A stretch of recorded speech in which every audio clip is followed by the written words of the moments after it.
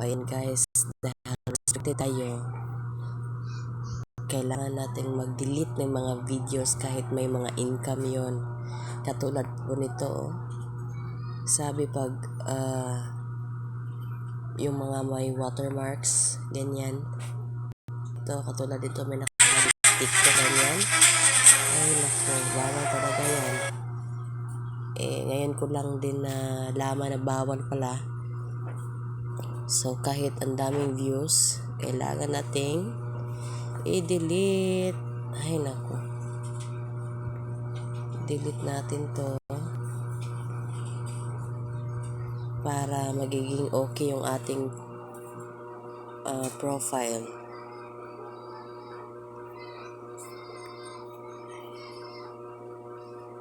Sayang.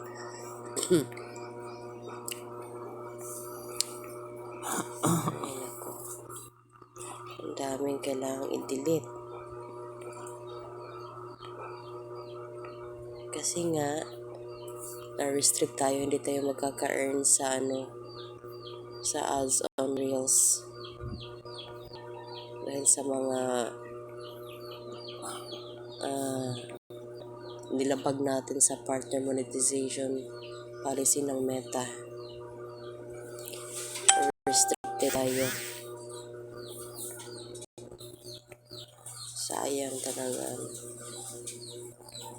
Ito po yung nangyari. Tignan nyo yung dashboard ko. Ayan, namula na siya.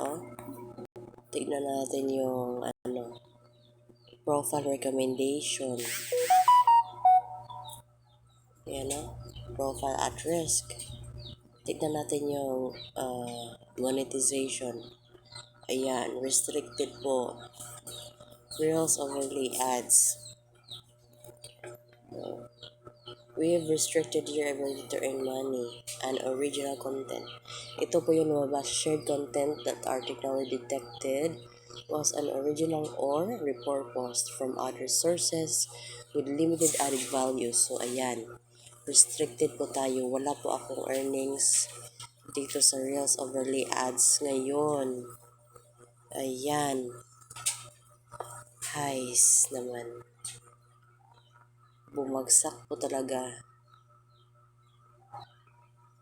Ito lang yung kakarampot lang na income pero nawala.